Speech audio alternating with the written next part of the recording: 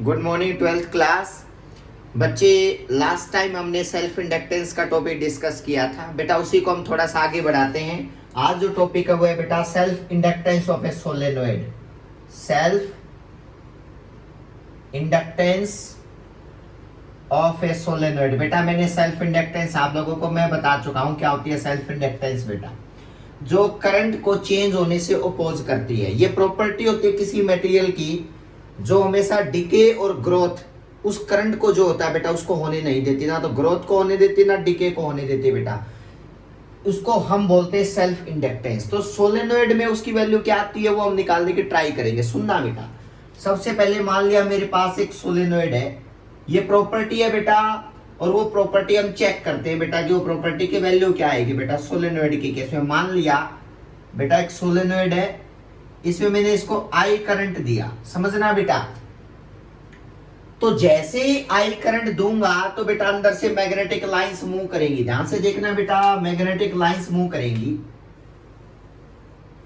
और वो magnetic lines की पता है कितनी वैल्यू होती है अंदर मैग्नेटिक फील्ड स्ट्रेंथ की। अगर इनको मैं आई करंट दे देता हूं तो बेटा तो वो वैल्यू होती है अंदर जो मैग्नेटिक फील्ड स्ट्रेंथ की B is equal to mu naught N into I. मैं आप लोगों को सिखा चुका हूं बेटा ये बात कि जब भी मैं किसी सोलेनोइड को आई करंट देता हूं तो अंदर जो मैग्नेटिक फील्ड की जो स्ट्रेंथ आती है ना that is mu naught N I बेटा। अब म्यू नॉट क्या है बेटा? म्यू नॉट है परमेबिलिटी इन एयर या वैक्यूम, क्योंकि इसके अंदर वैक्यूम है बेटा, इसके अंदर कोई मटेरियल बाउंड नहीं है बेटा मटेरियल के ऊपर, ये सिर्फ वैक्यूम के ऊपर बाउंड है बेटा, ऐसे कोयल बेटा। एन होता है, ये लिख देता हूं number of turns per unit length बेटा, number of turns per unit length बेटा।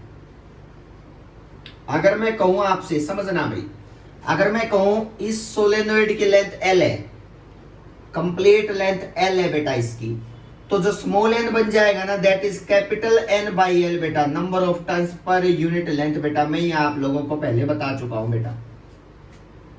तो इसका मतलब मैग्नेटिक फील्ड स्ट्रेंथ पता चल गई बेटा। ये जो लूप है ना बेटा, ये छोटे छोटे लूप बना रखे सोलेनोइड में, तो A इसका एरिया मान लेता हूं बेटा। लिखो A हो गया बेटा एरिया ऑफ ईच लूप बेटा, ईच लूप, समझना भाई बेटा। L है लेंथ ऑफ सोलेनोइड, कितना लेंथ का सोलेनोइड हमने लिया है बेटा, लेंथ ऑफ सोलेनोइड।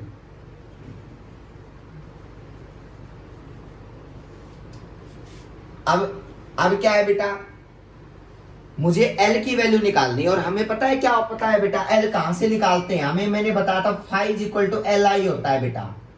किसी भी सोलेनोइड के अंदर मैग्नेटिक फ्लक्स कितनी पास होती है बेटा वो डिपेंड करेगा उसके अंदर से मूव करने वाले करंट के ऊपर बेटा। तो इसका मतलब I के साथ डायरेक्टली फाई जुड़ा होता है, मैं बता चुका हूं। और जो कांस्टेंट आता है ना बेटा उसको हम बोलते हैं कोफिशिएंट ऑफ सेल्फ इंडक्टेंस। तो इसका मतलब मुझे इस रिलेशन पे पहुंचना है बेटा। कैसे पहुंचेंगे सुनना बेटा। सबसे पहले B तो मुझे पता है मैग्नेटिक फील्ड स्ट्रेंथ बेटा। अगर मैं आपसे पूछूं कि वे फ्लक्स कैसे निकालते तो पता है बेटा, फ्लक्स निकालने का फॉर्मूला होता है B into area into cos theta बेटा, BDS कॉस थीटा बेटा। अगर इस लूप का एरिया A है तो BA कॉस थीटा बन गया बेटा। थीटा कितना डिग्री एंगल है बताओ, नॉर्मल के और B के बीच में जो हमेशा एंगल बनेगा ना that is 0 degree inside the solenoid बेटा। मैं बता चुका हूं कि B और DL के बीच का जो एंगल बनेगा वो 0 डिग्री बनता है बेटा। तो इसका मतलब ये यहाँ पे DL का और एरिया वेक्टर भी तो उधर ही जाएगा बेटा। तो इसका मतलब ये एरिया वेक्टर के साथ भी थीटा कितने डिग्री होगा 0। तो इसका मतलब अंदर मैग्नेटिक फ्लक्स निकालनी है ना बेटा, that is equal to phi B is equal to mu not Ni multiply A बेटा। क्या है A? Area of each loop बेटा, इसका एरिया है A बेटा एक लूप का। तो इसका मतलब है ये जो मैग्नेटिक फ्लक्स पास होंगी ना वो ये कौन सी है बताओ, टोटल मैग्नेटिक फ्लक्स नहीं है, ये एक लूप से पास होने वाली मैग्नेटिक फ्लक्स है, कि एरिया एक लूप का लिया। तो इसका मतलब मैं कहूं बेटा कि ये क्या है बताओ, नंबर ऑफ मैग्नेटिक फ्लक्स या मैग्नेटिक फ्लक्स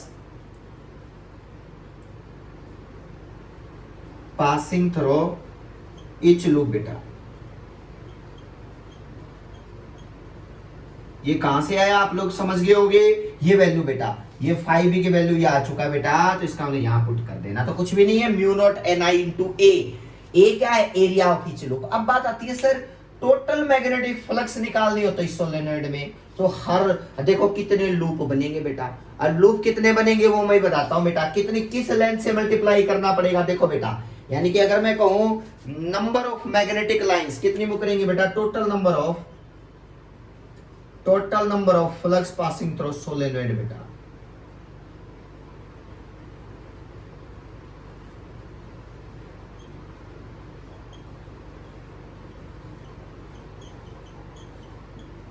कितना बनेगा, एक में से इतनी पास होती है फ्लक्स, एक लूप में से कितने लूप बनेंगे बेटा, इसकी लेंथ से मल्टीप्लाई कर दो। अब बताओ कितने टर्न्स बनेंगे, n, तो स्मॉल n इंटू एल कर दूं, तो इसका मतलब ये बन गया स्मॉल n इंटू एल बेटा, ये तो हो गए नंबर ऑफ टर्न्स कितने हैं बेटा, एक का एरिया है a, ठीक है। अब म्यू नॉट n आई, तो देखो बेटा इसका मतलब कंप्लीट लूप में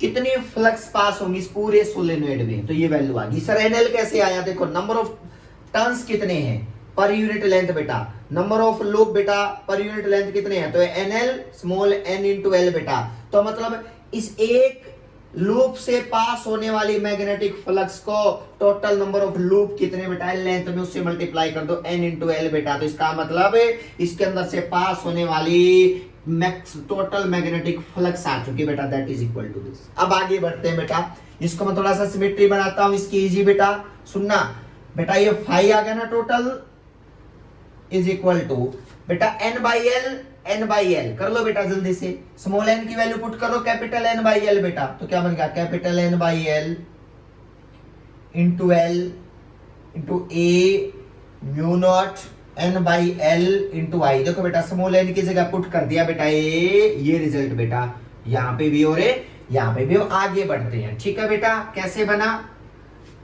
l से l कैंसिल बेटा, अब फॉर्मूला क्या बन गया बताओ, टोटल मैग्नेटिक फ्लक्स जो पास होंगी सोलेनोइड से that is equal to n और n square a mu naught i by l। बेटा याद रखना ये फॉर्मूला होता है मैग्नेटिक फ्लक्स कितनी पास होती है सोलेनोइड से।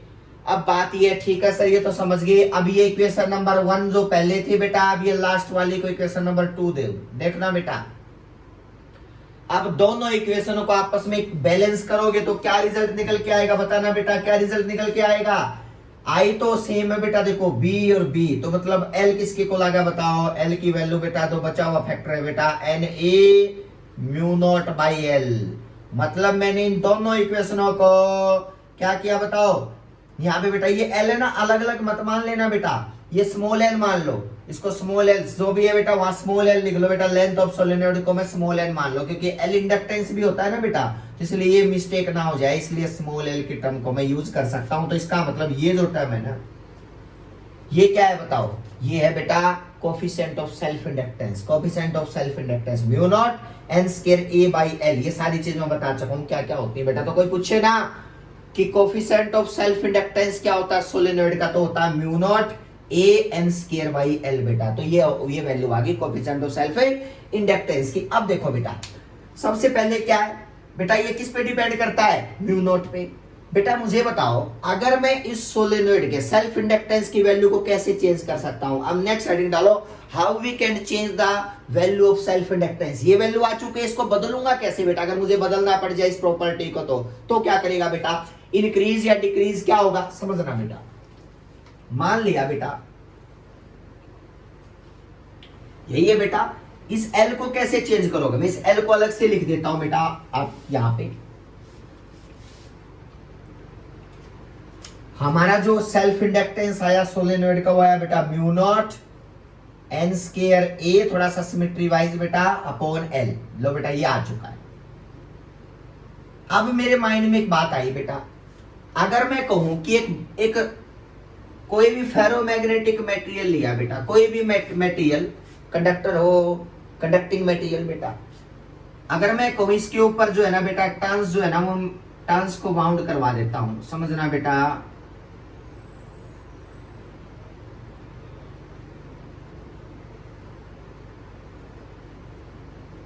अगर ऐसी सिचुएशन मिल जाए आपको कहीं किसकी कोर में ना अब की बार मटेरियल हो कोई भी बेटा, ये मान लिया कंडक्टर बेटा मेनली यूज करते हैं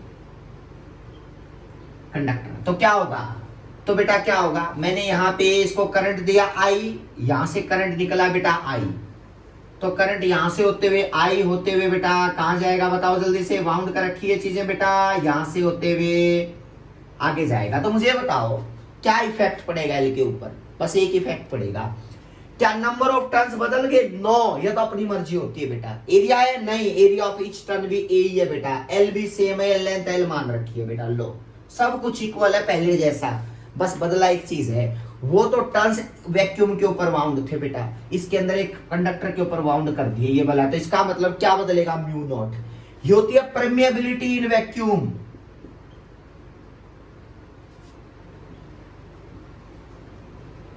बेटा इसकी जगह की रिप्लेसमेंट आ जाएगी, क्या आएगी, एल जो हो जाएगा वैक्यूम की जगह पे मीडियम आ जाएगा बेटा, मीडियम वाली परमेबिलिटी, म्यू नॉट हटा दो बेटा, एन स्क्वायर, क्योंकि मीडियम बनाना है, तो मीडियम आ चुका है इसके अंदर, कोयल के अंदर बेटा कोर पे, तो ये वैल्यू आ गई एल। जैसे वहां पे परमिटिविटी पढ़ते हैं सेम चीज है बेटा, वहां एक याद होगा डाइलेक्ट्रिक कांस्टेंट पढ़ा था बेटा, permittivity in medium upon permittivity in vacuum पढ़ा था ना बेटा, डाइलेक्ट्रिक कांस्टेंट यहां भी होता है, लेकिन उसको हम बोलते हैं एप्सिलॉन आर, इसको बोलते हैं रिलेटिव परमेबिलिटी म्यू आर बेटा, सॉरी म्यू आर। और ये पता है क्या होती है, म्यू अपॉन म्यू नॉट बेटा, मीडियम जब भर जाए तब की परमेबिलिटी, और जब एयर हो बीच में तब की परमेबिलिटी, तो इसका मतलब ये एयर और वैक्यूम के बीच, मीडियम के बीच में रिलेशन होता है बेटा, लिख लो, म्यू होती है परमेबिलिटी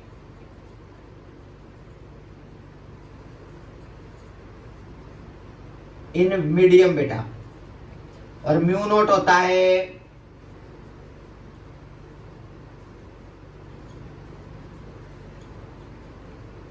समझना बेटा, लिख लेना, नोट कर लेना वैक्यूम। अब बात अच्छी कसर बेटा, म्यू आर कभी भी लेस देन 1 नहीं हो सकता, नेवर, हमेशा म्यू आर जो होगा तो ग्रेटर देन होगा या इक्वल टू 1 मिलेगा, आपको हमेशा याद रखना बेटा म्यू आर। अगर मैं कहूं कि म्यू नोट की जगह पे मीडियम आ चुका है बेटा, लो ये मीडियम रिप्लेस कर दिया सर हमने म्यू, तो क्या लिखोगे, म्यू की जगह म्यू आर को लिखो रिलेटिव परमेबिलिटी बेटा, ये टर्म रिलेटिव परमेबिलिटी। अब ठीक है सर, बिल्कुल सही बात है, म्यू की जगह पे क्रॉस मल्टीप्लाई करोगे क्या आएगा, म्यू की जगह पे mu R into mu naught N square A by L, ये सेल्फ इंडक्टेंस बन गया। अब ये कौन सा होता है, जब एयर का केस है तो यही होता है ना, देखो बेटा, तो इसको मैं एल डैश मान लो बेटा, मीडियम वाले को एल डैश बोल दिया, तो बताओ एल डैश मीडियम वाला कितना बन गया, बताओ, L dash is equal to relative permeability into air वाला बेटा, तो ये आप लोगों का ये रिलेशन निकलेगा, म्यू आर कभी एक से छोटा तो हो नहीं सकता, तो इसका मतलब कोफिशिएंट ऑफ सेल्फ इंडक्टेंस को क्या कर दिया बताओ, इंक्रीज, तो इसका मतलब coefficient of self inductance increase हो जाएगा बेटा, लिख लो बेटा, कोफिशिएंट ऑफ सेल्फ इंडक्टेंस बढ़ जाएगा बेटा, ये बेस्ट मेथड है बढ़ाने का बेटा, इंडक्टेंस इंक्रीजेस, ये नोट कर लो बेटा, इस मेथड से लो बेटा, इसको रिलेटिव परमेबिलिटी याद रखना बेटा, जैसे आप लोगों ने परमिटिविटी पढ़ी थी ना, परमेबिलिटी भी रिलेटिव है म्यू आर बेटा, म्यू आर कभी एक से छोटा नहीं हो सकता, बस 1 हो सकता है, तो इसका मतलब ये बड़ा फैक्टर मिलेगा आपको म्यू आर ऑलवेज। क्लियर है बेटा, ये आप कर सकते हो इजीली, बिल्कुल कोई इसमें कंफ्यूजिंग वाली बात है ही नहीं बेटा, क्लियर है, coefficient of self inductance of A solenoid बेटा, क्लियर है, यहां तक आप लोग करोगे बेटा, थैंक यू सो मच।